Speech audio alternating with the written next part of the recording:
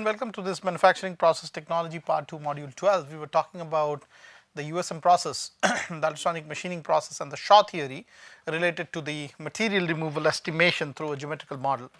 So in this model, the direct impact of the tool on the grains in contact is considered separately, and then there is another module which is constructed by assuming that there is a grain throw case where the grain comes and hits into the tool, and then by virtue of the momentum transfer of the fast moving tool, the grain is impinged onto the workpiece surface and it hits the surface and creates a fracture. So there are two different ways. One is a direct ploughing or a direct hammering. The second case is where the grain makes an impact by just a free throw of the grain between the gap created by the vibrating USM tool and the workpiece. So the assumptions that are made are that the rate of work material removal is proportional to the volume of the work material removed per impact. The rate of the work material removal also is proportional to the number of particles making impact per cycle, and again the MRR is proportional to the frequency of the tool head, that means the number of impacts made by the tool per unit time or number of cycles that are associated with the tool per unit time. And then we assume certain other basic things like the identical nature of all impacts and the abrasive grains are by and large identified to be spherical in shape, although they are not truly spherical. Abrasives are really sharp edged grains, and then obviously the material removal also to a large extent depends on that sharp edge of the grain. But in this particular case, just for geometrical assumption and just for derive something more simplistically, we assume all the grains to be spherical and creating brittle fracture just by penetrating perpendicular to the workpiece surface. So these are some of the assumptions that Shaw makes in order to find out at least the order of magnitude estimation of various parameters related to the USM process. So typically if we look at it mathematically, the material removal rate Q is proportional to volume of the work material removal per impact, proportional to the number of particles making impact per cycle, and then the cycles per second or frequency at which the tool is making impact. So it is V Z nu which is proportional to the work material removal Q. Let us assume that there is a case where there is an abrasive particle, a spherical particle which is impinging onto a work surface, as you can see in this figure right here. The diameter of the abrasive grain is assumed to be small d, and the total diameter of the area which gets affected because of such an impact at a certain point of time when the depth of penetration of the abrasive grain is h is given by d. So it is basically a circular area on the surface which gets affected, which is a projection of this abrasive spherical grain, and the diameter of the circle on the work surface is given by capital D. So having said that, now let us consider this impact of this rigid spherical abrasive grain on the work surface, and what is the geometric relationship that exists between the various parameters which are mentioned here to maybe work out some active relationship with the material properties and the material removal rate. So the figure on the right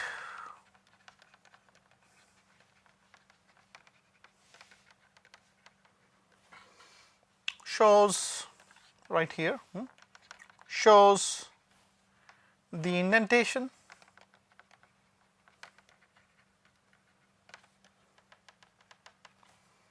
caused by such an impact.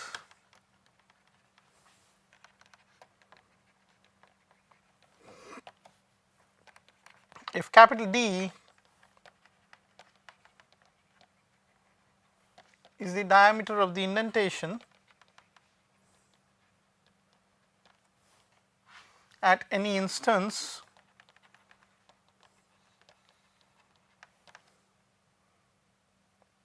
then, and also we assume that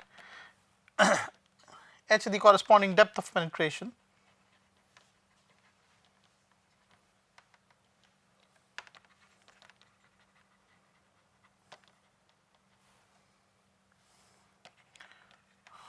then we get that capital D by 2 is really equal to the small d by 2, that is the mean abrasive grain diameter here, minus of d by 2 minus h square. That is how you can relate this length here is d by 2 minus the length h, which is happening here because of the depth of penetration. And so typically this OAB is a right angle triangle. So this is square, or the square of this length is actually equal to square of this length minus square of this particular length d by 2 minus h. So that's how you get the value of the indentation diameter d. In other words, we can get d to be equal to 4dh minus 4h square, and as the depth of penetration h is very small in comparison to at least the projection of the diameter or the grain diameter, or even the average grain diameter itself. Probably it's a tenth of what the average grain diameter is, which is correspondingly which is actually about 15 to 20 or even beyond 15 to 50 microns in range. So this d is the average diameter of abrasive grain. So therefore capital D becomes equal to twice root d of h, and that is how you get your first relationship here, which talks about how the indentation diameter can be related to the diameter and the depth of penetration of the grain. Okay. So assuming the volume of material dislodged per impact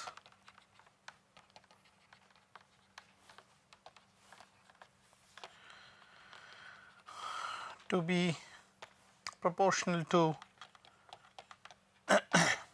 the d cube, we very easily get q from Shaw's theorem to be equal to the volume that is involved, that is dh to the power of 3 by 2 u. Remember, twice dh whole under the root was what the diameter d, capital D was supposed to be. So obviously the 2 factor is of course a constant of proportionality, so we can take it off, and then we have z times of v, which creates this factor MRRQ. So since the mean speed of the tool is low, the mean static feed force F applied to the tool must be equal to the mean force of the tool on the grains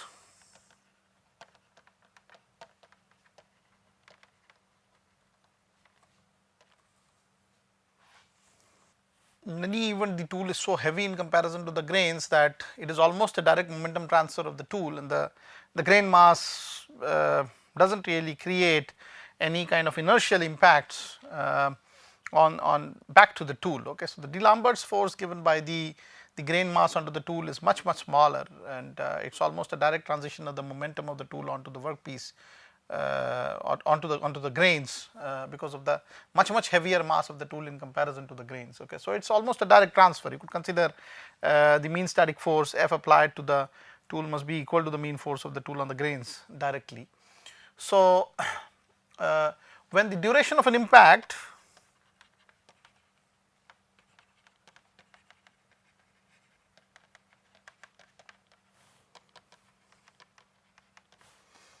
is about, let us say, small delta t, and the maximum value of the impact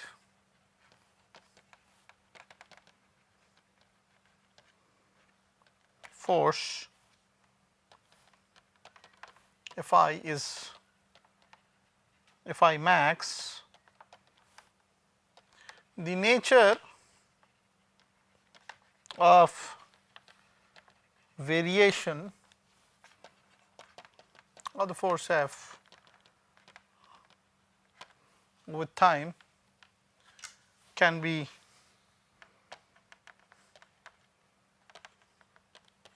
the following. Okay. So, let us look at how this variation of F would be. So, typically the force is starting at some point along the cycle of the whole grain impingement process, and if the cycle of the, so the tool, if you look at the tool, it basically starts from a mean position, starts going towards the workpiece, and until it squeezes the grain between the tool surface and the workpiece surface, the force on the grain can be 0 because the grain is moving exactly in the direction of the tool. But with this time period on board, or with this as a part of the total time period of oscillation of the tool, there is a substantial amount of path length where the force felt on the workpiece is almost 0 because the grain has not yet touched. But when the grain has actually started touching and now it is giving a reverse reaction, so that is really where the force comes into picture. And so obviously as the tool progresses and the grain kind of impinges onto the workpiece, the force by the grain onto the workpiece keeps on increasing to an extent where it is able to cross over the ultimate yield stress of the material. Okay. And beyond that, there is a fracture. So the grain and the fractured piece gets dislodged automatically and the force comes down to 0. So that is how you basically representing this trend here, that the force at certain point of time when the grain has started pressing, let us say at this particular point A, is starting to increase all the way up to a maximum force Fi max, beyond which there is a flow stress which comes into the material and there is a fracture and a failure, and beyond that the force again comes back to 0, because now you can think of as if the tool is also receding away. That is because obviously it is coming to the extreme position and then again returning back to the mean position, and at the same time because of the dislodgement and everything else, there is a cavity now and the fractured piece as well as the grain has moved off. So there is no force, active force on the workpiece anymore, unless the next grain comes into picture, unless there is a another such interaction between the tool head and the grain which impinges. So in one particular cycle, when there is one near proximity of the tool to the workpiece and again going back to the mean position, you should have at least one. If you consider only one grain to be squeezed between the workpiece and the tool, there should be one such force starting from 0 all the way to Fi max and then back to again the point B, where really there is no contact again of the grain to the tool and the grain and the dislodgement has flown away. You have to remember that there is a high pressure slurry which you are injecting, which has a carrier medium which would be able to dislocate every dislodged piece from the workpiece, coming off the workpiece because of the brittle fracture process. Okay. So that is how one time cycle of force could be shown. So the average force, therefore the average force here given by capital F is actually 1 by t, t being the time period, times of the integral 0 to t Fit dt. Okay. So it is the time integral of force divided by the whole time period t as the average force. So where capital T is the time period of each cycle. So you can think of this as the area under the force time curve averaged out over the whole domain of the time period t, which we are considering for this operation. So the duration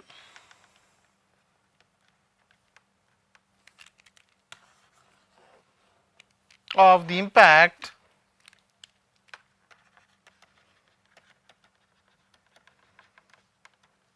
is actually delta t, as can be seen here, and the maximum force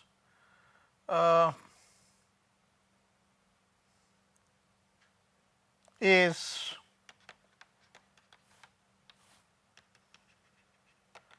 Fi max. So, it will not be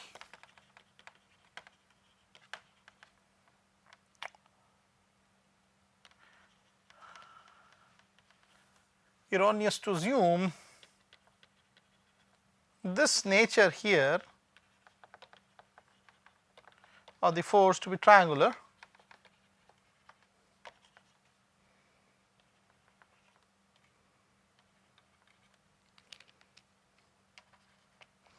meaning thereby that I mean I can actually be able to estimate the area under this curve as the area of the triangle half Fi max delta t.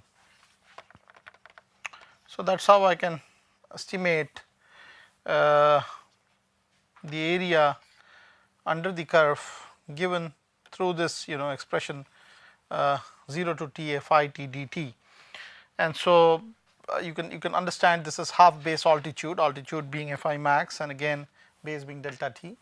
And so, if I divide that by the time period t, I get the average force F average in this situation. So, this is only an approximation however, and it works very well because obviously this peak is very sharp. So, it goes all the way to an extent where the ultimate yield strength just gets exceeded and then there is a fracture initiated. So, there is a sudden reversal of the force. So, it is quite sharp and quite high quality when we talk about the force time trend as in this particular case. So, now if you look at the way that the tool really positions itself, the tool let us say is about a mean position O, and the position A indicates the instance that the tool face touches the abrasive grain. So, the grain is somewhere here lying in touch with the workpiece on one side, and the tool moves between O and A, so that the tool starts pressing the grain.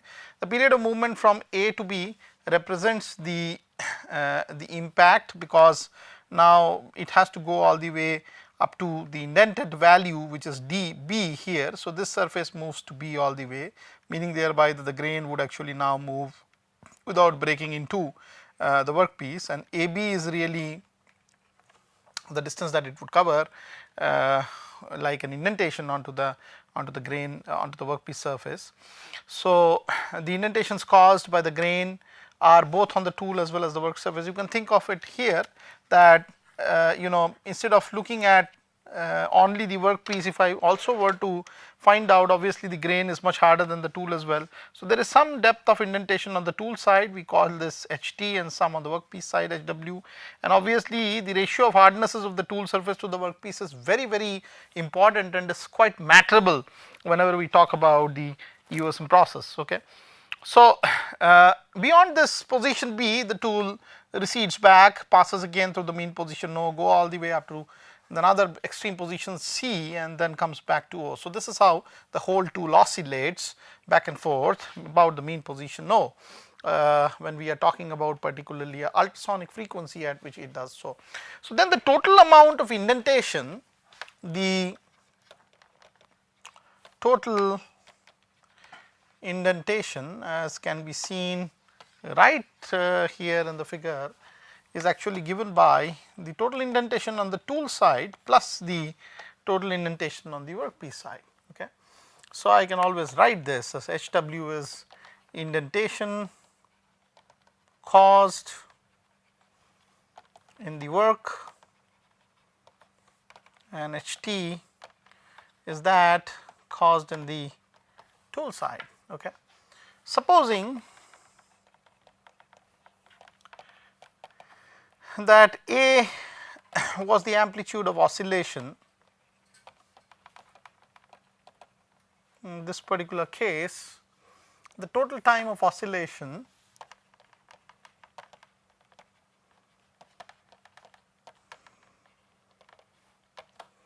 from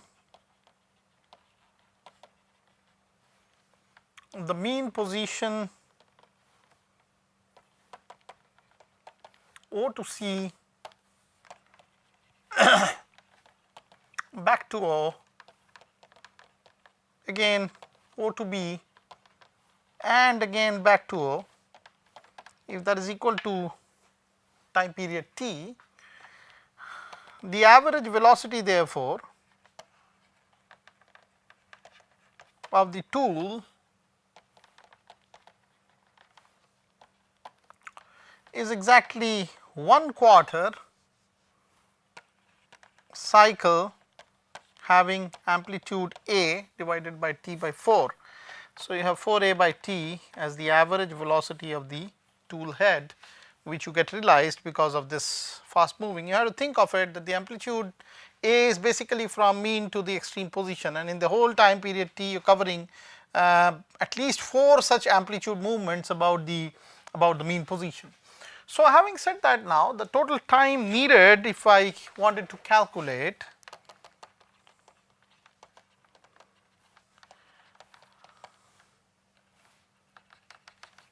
to move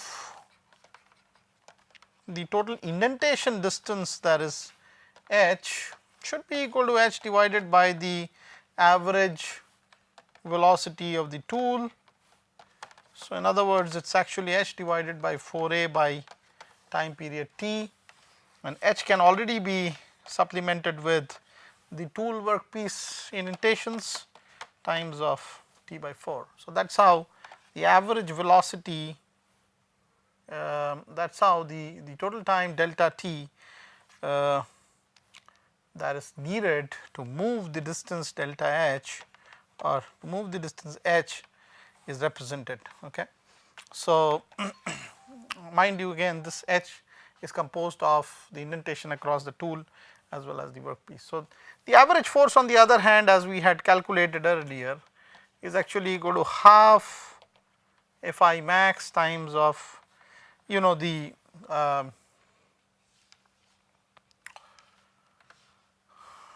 time delta t, which I had just calculated. Time delta t is obviously the time in which the grain gets indented. So, I just substitute this value h t plus h w divided by A times of t by 4 times of 1 by t. That is how the average force was represented. If you may look at, the average force here was half times of Fi max times of delta t, which is actually the total time period needed for the force cycle to go to Fi max and back in the graph earlier. So, having said that, now the Fi max therefore can be represented as 8 times the average force times the amplitude divided by Hw plus Ht. The whole goal behind what we are trying to do here is this Fi max can be very easily correlated, if we knew the area of the indentation, to the ultimate yield strength of the material, which is actually a property. So, with that on board, we would like to do something so that we have now a very important estimate of what is going to be the average force, what is going to be the amplitude. Obviously, the depth of indentation can also be studied by looking at the various features on the surface which get formulated, and so that is how I would like to bring in something related to the property and something related to the geometry to sort of predict what is going to be, at least order of magnitude wise, the material removal rate. So, it should be remembered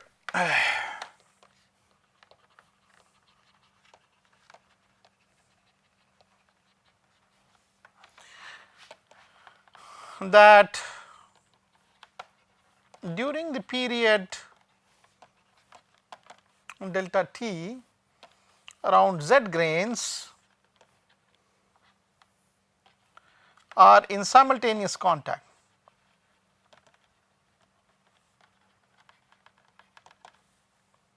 with workpiece, and they are all being simultaneously plowed into the workpiece by the tool head, and so the force per unit grain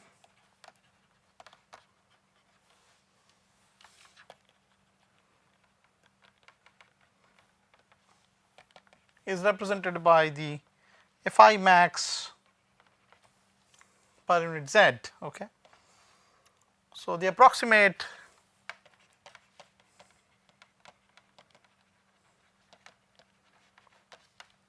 area of contact of the work surface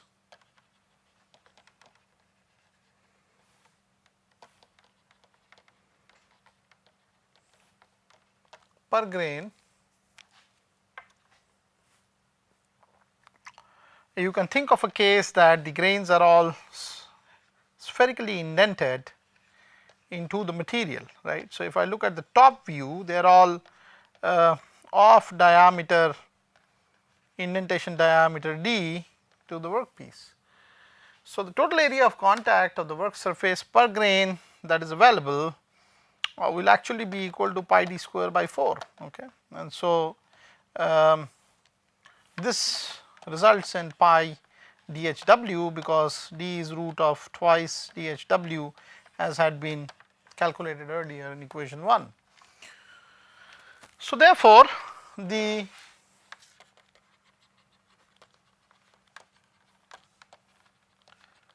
maximum stress developed in the work surface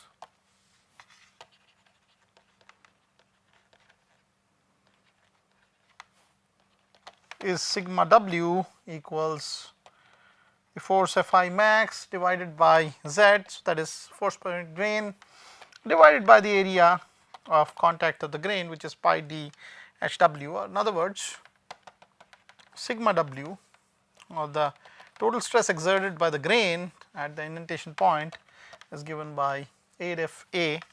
This is the average force, okay. This is the Fi max. So, 8 average force A divided by pi Z d HW times of HW plus HT. I am just merely substituting the value of Fi max in terms of the average force as borrowed from the earlier illustration just made a few lines back. So, that is how you can actually record the total amount of stress per unit grain. And so, if it is quite reasonable to assume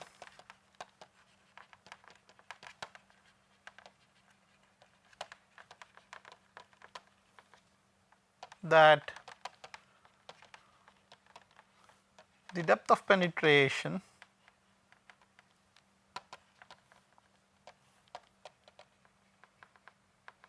is inversely proportional to the flow stress of the material.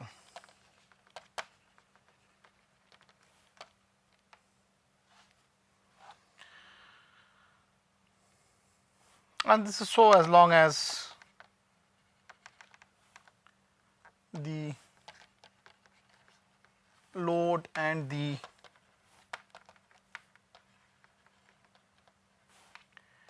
indenting sphere's diameter remain constant, okay. The load varies or the diameter of the indenting sphere varies, which happens because there is a grain to grain variation in terms of the diameter. Obviously, it changes this approximation that penetration being inversely proportional to the flow stress. So, I am going to now use this probably in the next module to plug the material properties into this equation. So, that now we have everything in terms of material properties and some of the geometric parameters which are involved, and so that is how you find the MRR in case of USM. So, we will do that in the next module. Until then, thank you so much for patiently listening. Thank you.